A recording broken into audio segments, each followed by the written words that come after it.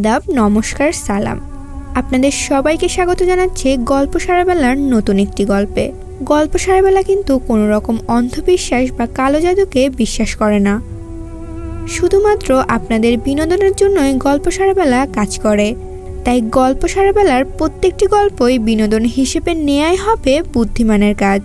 তাহলে বেশি কথা না বলে আজকের গল্পে চলে যাই। আজকে যে ভৌতিক ঘটনাটা বলবো সেটা আমার নিজের চোখে দেখা। কোনোদিন ভাবতেও পারি নাই এমন কোনো ঘটনার সম্মুখীন হব। কখন কার কোন বিপদ আসে তা কেউ বলতে পারে না। শহর ছেড়ে আমার মেজো চাচা গ্রামে বাড়ি করেছে। আমার চাচার 2 ছেলে 1 মেয়ে।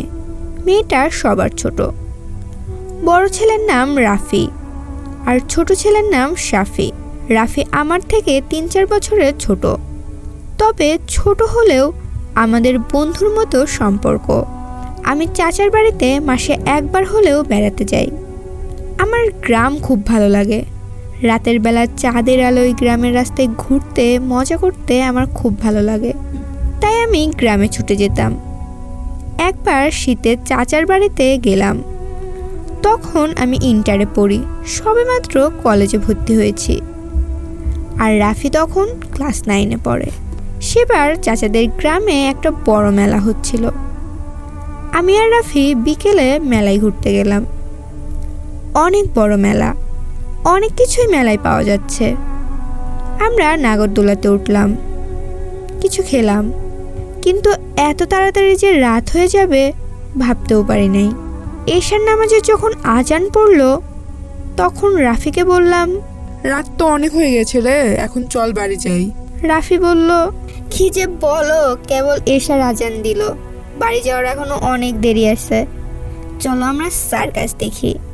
আমিও ওর কথা শুনে কিছু না ভেবেই বললাম, চল আজকে সার্কাস দেখব। কিন্তু সার্কাস দেখা শেষ হতে যে 12টা বাজবে তা কল্পনাও করি নাই। মেলা থেকে বের হয়ে বাড়ির দিকে হাঁটতে শুরু করলাম। তখন আমার কেমন যেন ভয় ভয় লাগতেছিল, কারণ চাচার বাড়ি যে পথ দিয়ে যাব সে পথে একটা শ্মশান ঘাট আর একটা পুরনো কবরস্থান আছে। বুকটা ভয়ে দুরু দুরু কাঁপতে লাগলো। রাফিকে বললাম, তোর কারণেই এত রাত হয়ে গেল। শীতের রাত, আকাশের জ্যোৎস্নার আলোয় দুজন পথ চলছি। কাঁচা রাস্তার দুপাশে খেজুর গাছ, গাছে রসের হাড়ি ঝুলছে। ধুলো আর রাস্তাটা চাঁদের আলোয় চকচক করছে। একেবারে হাঁটতে খারাপ লাগছে না, আবার কিছুটা ভয় ভয়ও করছে। সামনে কি হয়? শ্মশান গেট আর কবরস্থান না পেরোনো পর্যন্ত ভয়টা কাটছে না। মনে মনে দোয়া পড়ছি আর হাঁটছি। কিছুটা দূর থেকে শ্মশান গেটের ছোট্ট একটা বাতির আলো চোখে পড়ল। তখন বুঝতে পারলাম সামনে শ্মশান গেট। আমার ভয়টা আরো বেশি কাজ করতে লাগলো। জীবনে প্রথম এমনভাবে রাতে শ্মশানের সামনে দিয়ে যাচ্ছি। দোয়া পড়তে পড়তে শ্মশানের গেট ভালোভাবেই পার হলাম, কিন্তু শ্মশান পার হবার পরে বোটকা পচা মাছের গন্ধে দুজনের বমি হয়ে যাওয়ার মতো অবস্থা। এমন সময় পিছনে তাকিয়ে দেখি একটা বড় কালো কুচকুচে বিড়াল আমাদের পিছু নিয়েছে, আমাদের পিছু পিছু আসছে এবং ভয়ঙ্করভাবে মিউ মিউ ডাকছে।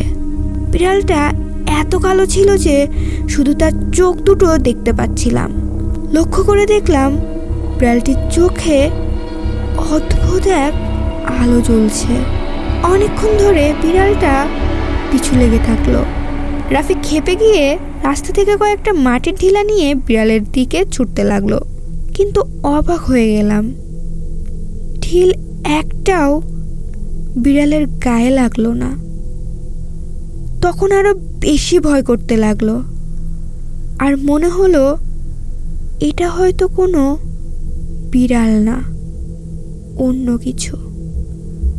হঠাৎ দেখি বিড়ালটা আর আমাদের পিছনে নেই, আর আমরাও তখন পুরনো কবরস্থান পার হয়ে চলে এসেছি। তখন মনে একটু সাহস পেলাম, কিন্তু তার কিছু দূর যেতেই দেখলাম সেই বিড়ালটা আবার আমাদের সামনে। এবার আমার খুব ভয় পেল, কারণ এবার বিড়ালটা অনেক বড় দেখতে পেলাম। এত বড় বিড়াল আমি আগে কোনো দিন দেখি নাই। রাফি তখন বুঝে গেছে এটা বিড়াল না, অন্য কিছু। রাফি বলল, ভাই কোনো দিকে তাকাবে না, সোজা হাঁটতে থাকো, ভয় করো না ভাই। এরপর হঠাৎ যা দেখলাম, যা আমার চোখকেও বিশ্বাস করাতে পারলাম না। দেখলাম বিড়ালটা দৌড় দিয়ে কিছুটা দূরে যাওয়ার পর এক লাফ দিল।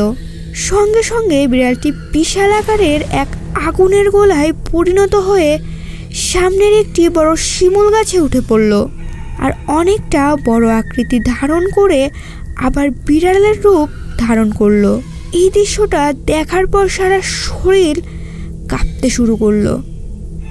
দেখলাম সেই বিশাল আকার বিড়ালটি গাছের লতা পাতা বেয়ে নিচের দিকে নামতে শুরু করলো। যখন বিড়ালটি মাটিতে নেমে এলো, তখন ঘটলো সবচাইতে ভয়ের ব্যাপার। দেখলাম বিড়ালটি আস্তে আস্তে একটি বিশাল আকার এক বাদুড়ে পরিণত হলো। কি যে ভয়ঙ্কর দেখতে তা বলে বোঝাতে পারবো না। বিশাল বড় এক বাদুড়, 15 থেকে 20 ফুট লম্বা, ছেঁড়া পাটা পাখনা। বাদুড়ের মুখটি কাল কুচকুচে মানুষের মতো দেখতে, মুখ দিয়ে কালো গ্যাসলা বের হচ্ছে, আর গালের পেশিতে পোকা কিলবিল করছে। এই দৃশ্য দেখে আমি বরফ হয়ে গেলাম। রাফিও ভয়ের সামনের দিকে এগিয়ে যেতে পারছে না। মনে মনে আল্লাহকে ডাকছি আর বলছি, আল্লাহ বিপদটা দূর করে দাও। দুজন পথে দাঁড়িয়ে আছে, সামনের দিকে এগিয়ে যেতে পারছি না। যদি বাদুরটা আমাদের উপর ঝাঁপিয়ে পড়ে? বাদুররূপী সেই অবয়বটা আমাদের দিকে বড় বড় চোখ করে তাকিয়ে আছে, কাছে ফেলে যেন আমাদের ছিঁড়ে ফুটে খাবে। এমন অবস্থায় হঠাৎ কিছুটা দূর থেকে একটা টর্চের আলো দেখতে পেলাম। কে যেন আমাদের দিকে আসছে।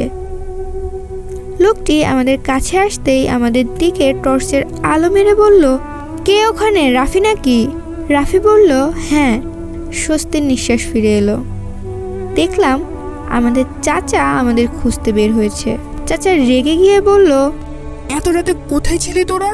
চাচাকে বললাম, ওই দেখো শিমুল গাছের নিচে কি? চাচা গাছের দিকে টর্চের আলো মারল, কিন্তু কিছুই দেখতে পেল না। চারপাশে টর্চের আলো দিয়ে কোথাও সেই বাদুরটিকে দেখতে পেল না। হাঁপ ছেড়ে বাঁচলাম। চাচার সাথে বাড়িতে এসে সব ঘটনা খুলে বললাম। চাচা সব শুনে বলল, আজকে তোমরা অনেক বড় বিপদ থেকে বেঁচে গেছো, আল্লাহকে অনেক ধন্যবাদ। এরপর থেকে চাচার বাড়ি গেলেও রাতে শ্মশান আর কবরস্থানের দিকে কোনোদিন যায়নি। আল্লাহকে অনেক শুকরিয়া যে সেদিন চাচাকে আমাদের খুঁজতে পাঠিয়েছিলেন। ঘটনাটি আজও আমায় ভীত করে। এই ছিল একটি ভৌতিক ঘটনা। আজকের মতো এ পর্যন্তই। সবাই ভালো থাকবেন।